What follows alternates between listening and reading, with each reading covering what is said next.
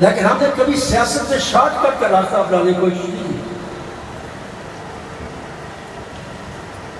چوہدری صاحب ہم نے کبھی سیاست میں شارٹ کٹ کے راستہ اختیار کرنے کی کوشش نہیں کی. ہم نے کبھی بساشن کے سارے سیاست سے اوپر چڑھنے کی کوشش نہیں کی. ایک جدوجہد کی، ایک محنت کی، مشکل وقت دیکھا، بھوک دیکھی، ننگ دیکھی، ظلم ہم پہ ہوئے، گرفتاریاں ہوئی، جیلیں دیکھی. مظفر آباد سے لے کے باول نگر تک، اڈیالہ جیل سے لے کے پلندری تک کون سی چیزیں جو ہم نے نہیں کری. لیکن ہم نے کبھی یہ نہیں سوچا. میں آپ کو ایک بات افسانوی بات کرتا ہوں، مجھے نہیں پتا چودھری مجید صاحب کو پتا اپنی بات.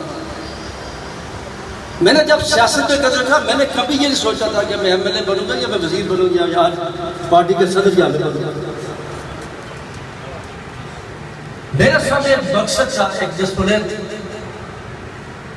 اور آج بھی میرے سامنے کہ اس ملک کے پسی ہوئے پسماندہ لوگوں کو ان کے حقوق دینا جو اللہ اور اس کے رسول نے کیا، جو غصب کیے جو حقوق جہاں کے ٹھیکیداروں نے، جہاں کے وڈیر نے، جہاں کے سرکاری طبقے ان سے واپس لے کے مخلوق کو ان کا حق دینا. اور جدوجہد میں میرا چودھری مجید صاحب بڑے مشکل دیکھا. لوگوں نے اپنا ایمان ایک ایک پلاٹ پہ بھیجا ہے، ایک ایک پلاٹ میں بھیجا. 85 کی اسمبلی میں مجید صاحب کو پتہ ہے ہمارے کون کون سے اپوزیشن کے ممبران اسمبلی جو تھے، کو وزارتوں میں بھیجے، کو پلاٹوں میں بھیجے. لیکن ہم نے کیش خوشی مرحوم سے اپنی سیاست کی ابتدا کی اور بھٹو صاحب کی لے کے آگے تھے، جس پہ سوری میں تو بندہ چڑھ سکتا ہے لیکن اپنا ایمان اپنا زمین نہیں بیچ سکتے. کیا بھٹو صاحب کے لیے مشکل تھا؟ اگر نواز شریف 22 بکس سے لے کے 32 بکس سے لے کے ملک سے باہر جا سکتا ہے، کیا ذوالفقار علی بھٹو نہیں جا سکتا تھا؟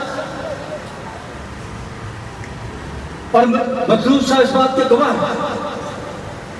جب 3 نمبر کو ایمرجنسی لگتی ہے تو میں اور مطلوب صاحب اسلام آباد ایئرپورٹ پہ تھے.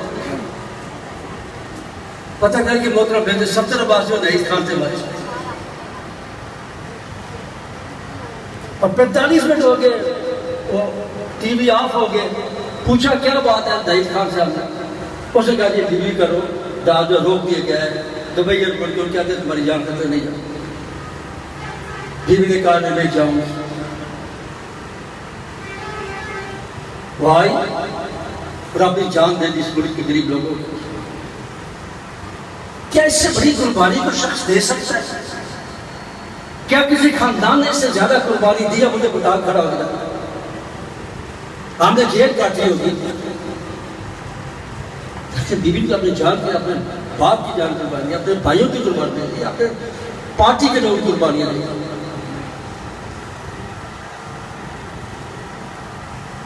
اس لیے آج اس مقام میں ہم لوگ کھڑے ہیں. میری پاس جا اس جدوجہد کے راستے میں بہت مشکلات آتی ہیں،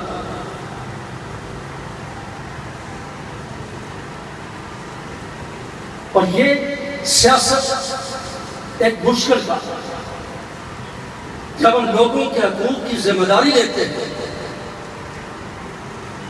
پھر اس میں اپنے ذاتی مفاد،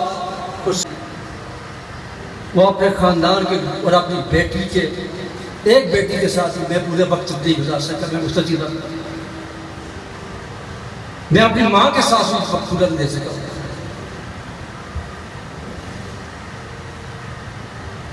اور مشکل دور پہ ہم نے وقت. یہ عبد الرحمان صاحب کا مجھے چودھری مجید صاحب بتا رہے ہیں کہ چودھری فضل سے ڈی آئی جی صاحب کے پوتے. مجھے بہت خوشی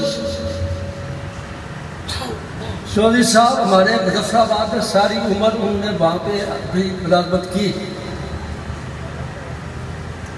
اور ہمارے لوگوں کی پرورش بھی کرتے رہے. ان کا بیٹا الطاف ہمارا کلاس فیلو تھا. دوسرا بیٹا خادم تھا, وہ خان حمید صاحب سے تھا ہمارے ساتھ تقریب کافی چیزیں. مجھے آج اس بات کی بھی خوشی ہے کہ ہم تنی 3 پولیس افسروں کے بیٹے آج ایک جگہ پہ اکٹھے ہو گئے. چودھری مجید کا والد, میرا والد اور عبد الرحمان کا والد, تینوں پولیس میں. اور یہ ان کی سچائی تھی, یہ ان کی گواہی تھی اس بات کی کہ انہوں نے کبھی حرام کا پیسہ نہیں کھایا تب تک ان کی اولاد جو ہے اس مقام پہ پہنچی. یہ میں آپ کو جائزہ سے بات, جو لوگ حرام کا پیسہ کھاتے ہیں, رشوت کھاتے ہیں, ان کی اولادیں کبھی ترقی نہیں کرتی میری وجہ سے.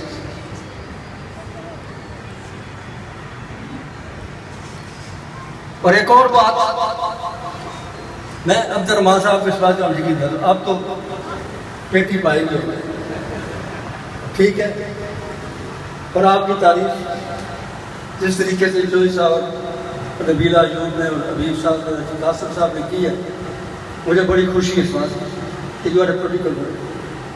اور آپ کی تقریر سے مجھے اندازہ ہوا کہ آپ ایک سیاسی سانچے سے ڈھل کے آئے, آپ کو راستے کی پیداوار نہیں ہے.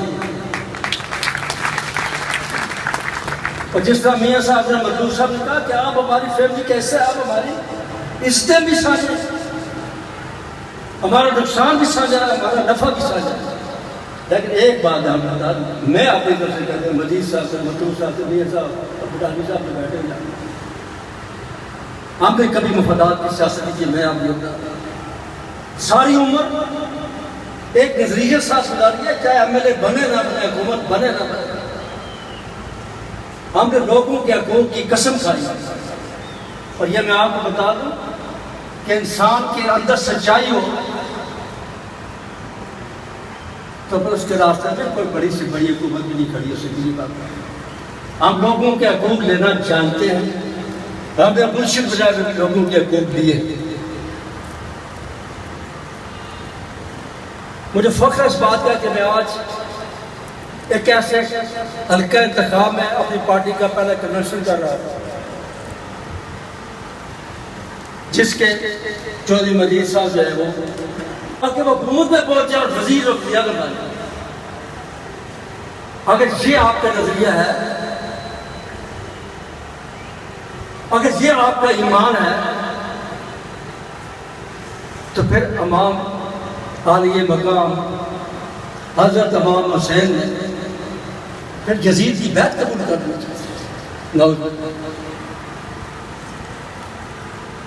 اگر انہوں نے اس کے خلاف تھا, وہ بھی مسلمان, ایک صحابی کا بیٹا تھا امیر معاویہ کا, جس طرح ضیاء ایک مسلمان تھا, اور اس نے وہ کام کیا جو یزید نے امام حسین کے خلاف کیا. ضیاء نے بھٹو صاحب جب وہ اس لوگوں کے حقوق کے محفوظ کی ضمانت کرتے تھے, بات کرتے تھے, جو کچھ عالی مقام کی بیویوں کے ساتھ ہوا وہ آپ نے اپنے ایمان اور میں کمزوری نہیں آنے دینی ہے. ہم نے اس ملک کے لوگوں کے حقوق کا تحفظ کرتا. 6 ستمبر کا دن